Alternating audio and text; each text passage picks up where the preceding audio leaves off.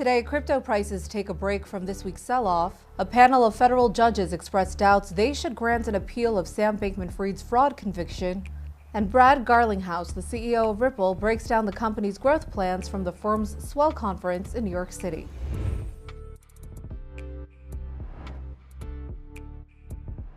Welcome to CNBC's Crypto World. I'm Talia Kaplan. Major cryptocurrencies are getting some reprieve after the two-day sell-off, which brought Bitcoin below $100,000 for the first time in 4 months yesterday. As of noon Eastern, Bitcoin rose more than 1.5%, trading just under $104,000. Ether climbed slightly to $3,436, and XRP rose more than 2%. Now, crypto's moves higher align with U.S. equities, which also rose today as names in the AI trade look to rebound from valuation concerns that plagued the market yesterday. Investors are also digesting the Supreme Court showing skepticism toward President Trump's tariffs. Okay, let's talk about the top stories. The recent crypto sell-off was fueled by slowing ETF flows in the last few weeks and fading risk appetite. That's according to a note from Citi out yesterday, which pointed out that crypto markets have been weak recently despite the upbeat trend in stocks. Analysts at Citi wrote that October 10th liquidations may have impaired risk appetite among crypto natives and spot ETFs. The analysts pointed to on-chain metrics, which show Bitcoin whales are gradually declining, while holdings in smaller retail wallets have increased. The analysts wrote that they still think we are early in the adoption cycle for financial advisors and other investors, but spot ETF flows will be the, quote, key to watch for a change in sentiment. Next, an update to a story we brought you yesterday. A federal appeals court in New York seemed to doubt that Sam Bankman-Fried's fraud conviction should be tossed out. CNBC was inside the courtroom when Bankman-Fried's attorney, Alexandra Shapiro, was repeatedly interrupted by the three-judge panel on the Second Circuit U.S. Court of Appeals as she tried to make her case that SBF deserved a new trial because the first one was, quote, fundamentally unfair. Shapiro said prosecutors were allowed to falsely argue at trial that customers and lenders had lost billions of dollars and would never be able to recover that money. However, in reality, it was her understanding that 98% of all FTX creditors have received 120% of their investments plus interest. She also argued the FTX estate already paid $8 billion to creditors and another $1 billion in legal fees. She added that there is another $8 billion left to cover $2 billion in remaining claims. Now, one of the judges told Shapiro that from his reading of the record, there was, quote, very substantial evidence of guilt. In March of 2024, SBF was sentenced to 25 years in prison for the securities fraud conspiracy that doomed his crypto exchange and a related hedge fund, Alameda Research. A decision on the matter is likely a ways off, as the federal appeals process for criminal cases can take months. Finally, Ripple said today that it raised $500 million in funding, lifting its valuation to $40 billion. The funding round comes after several acquisitions and as the crypto company expands its product base beyond just payments. Ripple has moved into other lines of business, including custody of crypto assets, prime brokerage, and corporate treasury management. Ripple's president, Monica Long, told CNBC in an interview today that the company did not need to raise any money, but had seen demand from institutional investors who wanted to get a share of the company. Ripple has aimed to position itself as a fintech firm, bringing crypto and digital assets technology to institutional clients. And sticking with Ripple for our main story, Crypto World's Liz Napolitano sat down with the company's CEO Brad Garlinghouse from the firm's Swell conference in New York City. He discussed Ripple's wave of acquisitions, the U.S. regulatory environment, and whether Ripple could go public in the U.S. anytime soon. I wanted to start a discussion by talking a little bit about stablecoins. It's a very hot topic, and the market is booming. JP Morgan has estimated that in a couple of years, the market could be worth as much as $750 billion with a B. And a lot of non-crypto native players and crypto players are jumping into the fray to offer these tokens. Now, I bring this up because I know that there's the Ripple-linked RLUSD that launched last December. I'm wondering how you see RLUSD fitting into this landscape, the stablecoin landscape that's increasingly competitive. Yeah.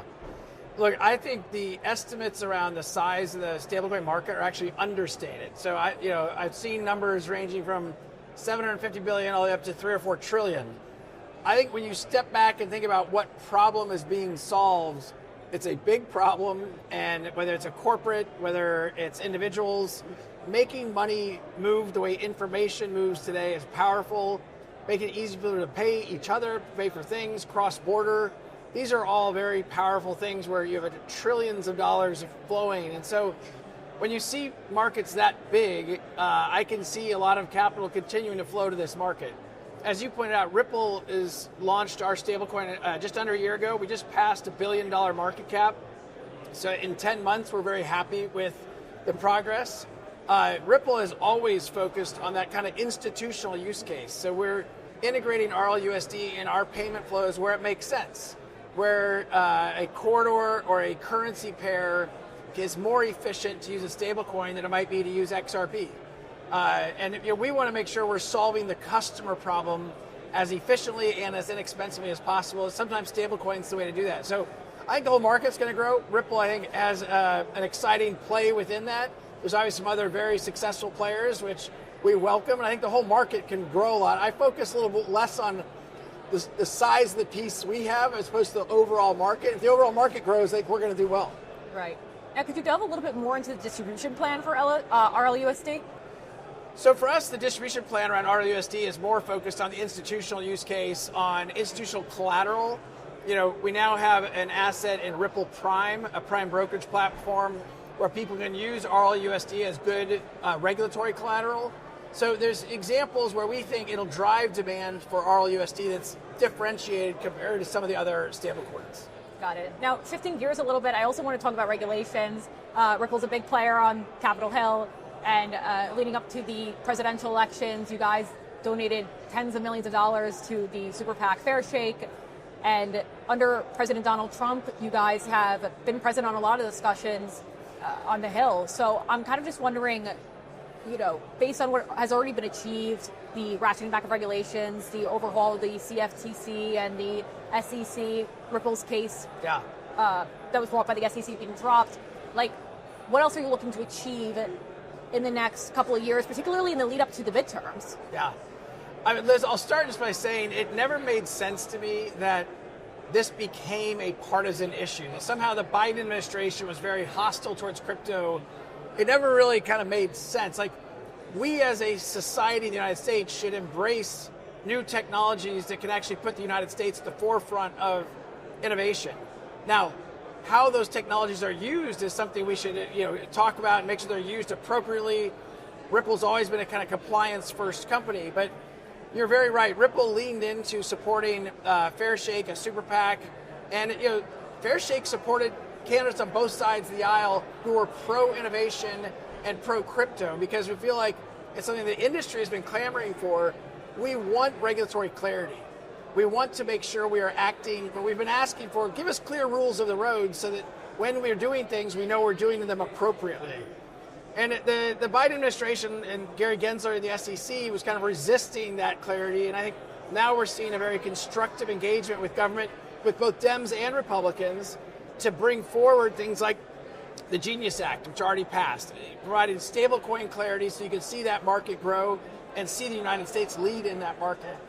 What we still haven't yet seen, which hopefully as the government opens up again, we hope, the Clarity Act is something that's being discussed to provide the clarity around what is a digital asset, what's a security, what's a commodity, and that we hope that other assets have what XRP fought for in the courts to be declared not a security, but others in the industry don't have that clarity that XRP has.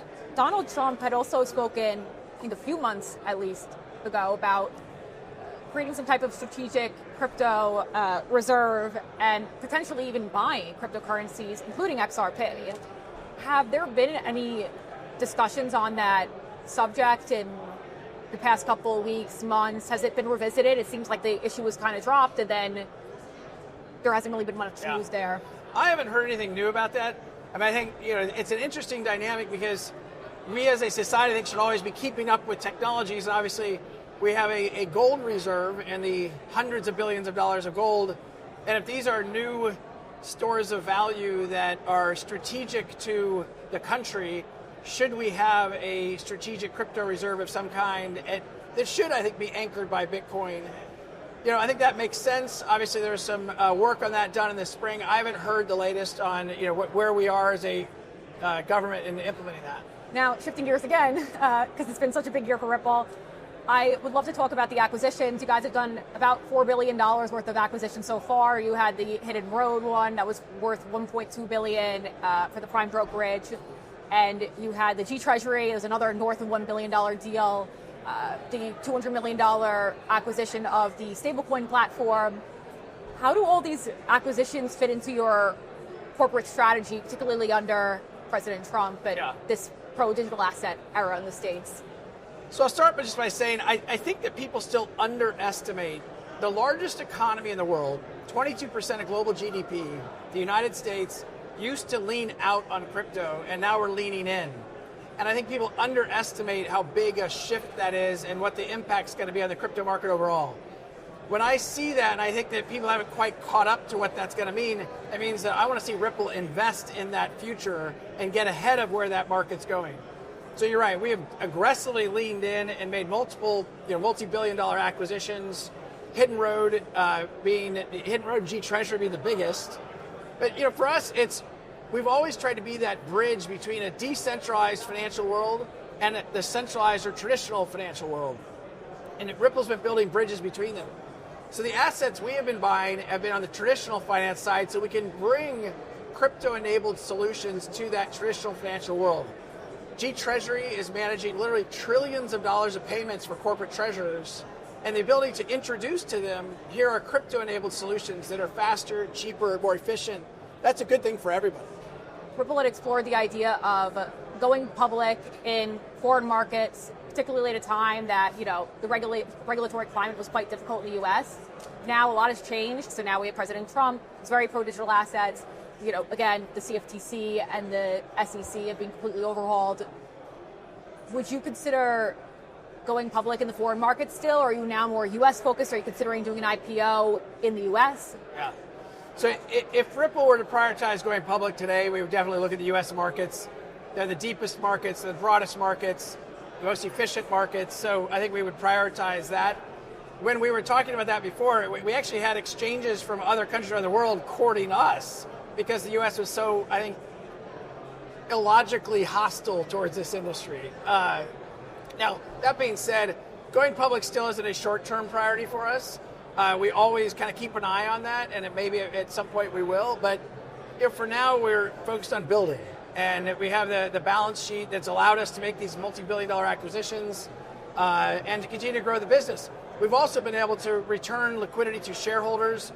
This year, we've completed over $2 billion of tender offers, so we're buying shares back from our shareholders. So that's getting liquidity to some of our early investors. And so far, we feel like we're in a good place on that, but we'll obviously continue to watch and make decisions. That's all for Crypto World today. We'll be back again tomorrow, and we'll see you then.